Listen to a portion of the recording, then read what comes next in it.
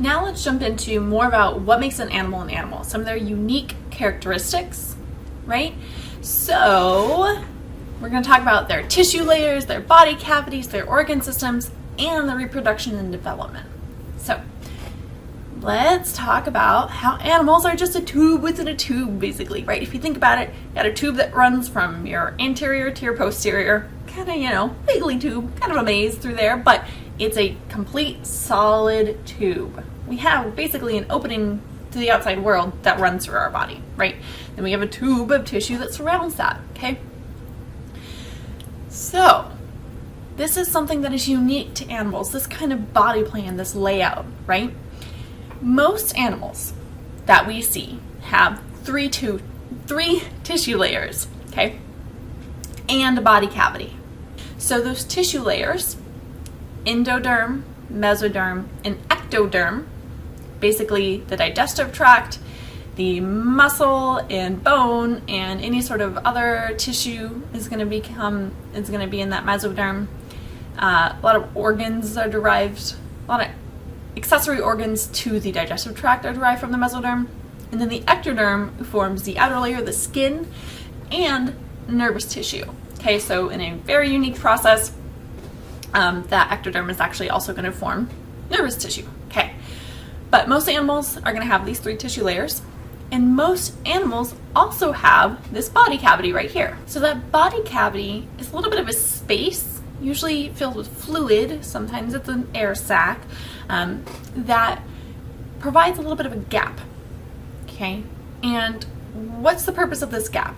Why do we have this body cavity? We have a body cavity. Ours is greatly reduced. Some animals are going to have a larger body cavity, but it really helps provide for flexibility and movement for the animal. Some animals, like this earthworm here, and we'll see later in echinoderms, fill this body cavity with fluid and then use muscles to kind of contract, to kind of move that fluid around, which is how they're able to move, right? So it provides, when they don't have bones like we do, it provides a way for them to move their bodies, right? To contract their muscles and to result in movement. This body cavity also helps to insulate the functions of the internal organs in that digestive tract from the outside world, right? So without a body cavity, every time our heart would beat, our entire body would shake, right? Or every time our food would move through our gut, we would see it rippling on our stomach, right? So it helps to buffer, if you would, the internal organ functions from the external state of the body, right? Because if you're a predator and you're trying to find food, especially on land, right? And you're a predator trying to find food and you're shaking every time your heart beats, or you shake when your food moves through your digestive system, it's gonna make it hard to find some prey. So it really is there to help kind of cushion what's going on the inside, all those complex organs on the inside in the digestive tract from the outside world, and provide for some animals a mechanism for them to move. Bilateral organisms. And most animals have 4 types of tissues. So tissues are when we get multiple types of cells that work together to carry out a common function. We have our 4 major groups of tissues are nervous tissues, which are neurons and support cells that help keep those neurons alive. So nervous tissue is really important for sensing what's going on in the environment, processing those senses, and then causing a reaction in the muscular system. Is really at its core how the nervous tissue started, right, and its main purpose. Animals and bilateral organisms also have muscle tissue. Okay, we see muscle tissue and nervous tissue in non-bilateral animals as well, but muscle tissue is really there to contract. So muscle tissue is a combination of cells that are really good at contracting because they have a lot of cytoskeleton, and then attaching that muscle tissue to, at least in vertebrates, to some bones. But the key for muscle tissue, it allows for movement. Okay, muscle tissue is controlled by the nervous system. We also see epithelial tissue in animals. This is something that's unique to animals, and it creates a watertight barrier. So epithelial tissue basically lines the outer layer of most animals to keep the outside environment out and keep the inside in. And it's going to line the digestive tract as well. Okay. So it provides a barrier between the outside world and the inside of the animal. And holding all this together is connective tissue. So connective tissue is unique in the sense that it actually has the least amount of cells per volume in connective tissue, and a lot of these cells that make up connective tissue have really extensive extracellular matrices that allow them to kind of connect to each other, literally. But we also see connective tissue in the form of bones and in the form of blood, right? So it's really, its main job is to kind of keep everything held together. And these, again, are tissues that are unique to animals. Now, if we take those tissues, sorry, Greta's snoring in the background. If we take those tissues and we get multiple tissues working together, we can form organs. And organs is another layer of complexity that allow for additional functions, right? Remember those emergent properties? We only see certain functions arise when we get multiple pieces coming together, right? So, for example, our skin. Our skin is an organ. We have epithelial tissue lining it. We have muscle tissue that helps to erect the hairs on our skin, right? We have nervous tissue. Our skin is one of our main sense organs, right? And then we have connective tissue in the fat that connects the skin, the dermal tissue, to the muscle below it, right? So multiple tissues together can create organs that have unique functions only because all of those different tissue types are functioning together. And then organs start to work together to form organ systems. So when we get two or more organs working together, we call that an organ system.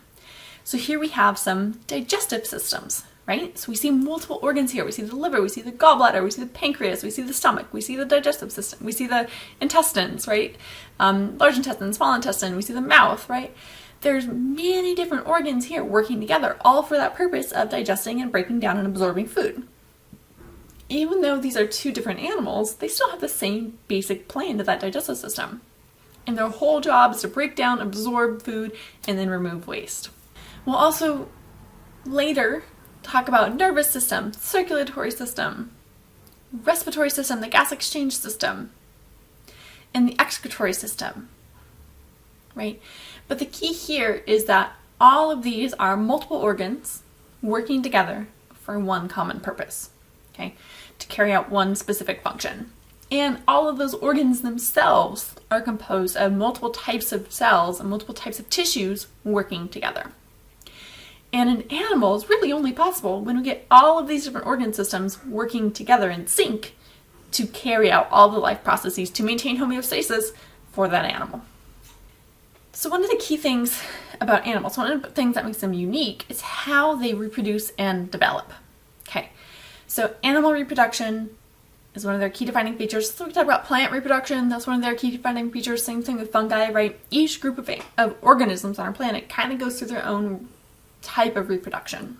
Okay, so let's see how this works for animals, and we'll take a peek at their development, because that development process gives us a hint as to how these tissue layers that we just talked about come about. So animals are diploid dominant. In most of their life cycle, animals are going to be a diploid, composed of diploid cells, right? Two end cells. So two copies of each chromosome in homologous pairs. So adults go through meiosis to produce sperm and egg. Some produce both sperm and egg, some produce only one sperm or egg. Some will produce sperm at some point in their life cycle, some will produce eggs at some point in their life cycle, right? There are some animals that transition from male to female or from female to male. Okay, so different animals do this in many different ways. But the key is all diploids go through meiosis to produce haploid gametes. Those haploid gametes will then fuse to produce a diploid zygote through the process of fertilization. That diploid zygote goes through mitosis to create the first life cycle stage, the larval stage, and then that larva goes through mitosis to create the adults. So most animals are going to have a distinct larval stage where the morphology of the larval stage is unique from the morphology of the adult stage. This is especially present in insects and other arthropods, So this is a mosquito larvae. This looks nothing like an adult mosquito, and this actually lives in the water, right? So often, the larval stage will have a different habitat and a different food source than the adult. Think about like caterpillars, right? Caterpillars are eating plant matter, they're eating leaves and things like that. Butterflies, what are they eating? Their main food source is nectar, right? So different habitat, different life forms, different food source. But let's take a look at what's going on after this zygote is fertilized, right? After the zygote forms, what's going on there? Animals go through a unique type of mitosis to create that larvae stage. So early development in animals is characterized by what we call cleavage. So cleavage is a type of mitosis where the cells will divide, they will increase in their number, but they do not increase in their mass. Okay, so there's no growth phase. So in normal cell division, in normal mitosis, there's a period after the cell divides where it grows and it increases in size before it divides again. In animal development, there is no growth phase for a while. Okay, this cell will divide, increase its number, but we're not going to increase the amount of stuff that's in here, basically. There's a unique structure in animal development, this is early on in the embryological stages, where the cells form a hollow ball that we call a blastula. This hollow ball stage, what does that remind you of? What does this look like? This looks like some of the colonies that the choanoflagellates were forming, right? And we kind of think that those laid down the genetic, basically, instructions for how to make this hollow ball. So that's the first thing. We get this hollow ball, okay? And inside here, it's just fluid, okay?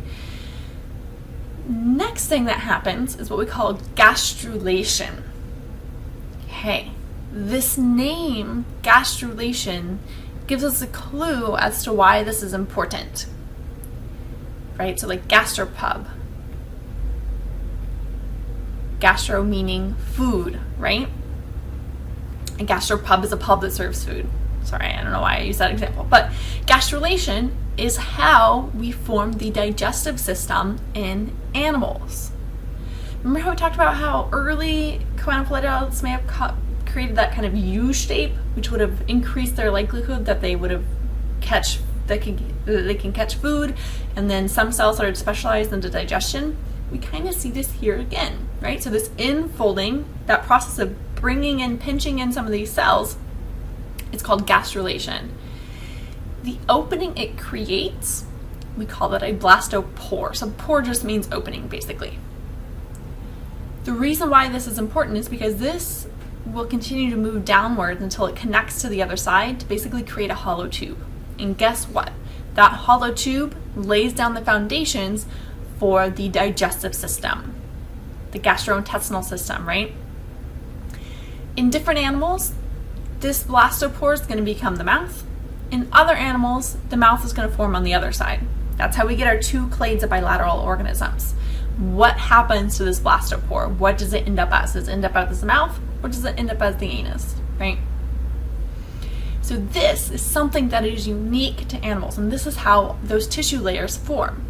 So in the process of those cells infolding results in a layered embryo, right? So eventually, this infolding during gastrulation is going to continue, it's going to make its way down, so that way we get a hollow tube running through the embryo. One end will be the mouth, the other end will be the anus. And that lays out now layers. Now we have an inside layer, a middle layer, and an outer layer. Endoderm, mesoderm, and ectoderm. Endoderm yellow, mesoderm here is red, and then ectoderm here in blue, covering the embryo. Okay, so this is kind of a cross section. We're going to take that hollow tube and embryo and cut it in half. This is what we would see.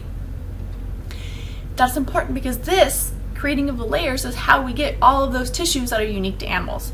The epithelial tissue, the muscular tissue, the nervous tissue, the connective tissue. That wouldn't be possible if we didn't have layers. Okay, so gastrulation is a big deal in animals. It allows for the development of that digestive system moving down, that tube going down the middle, and sets up the body plan for having multiple tissue layers. And this is something that we really only see in bilateral animals, right? Because they have two openings most of them have two openings to their digestive system.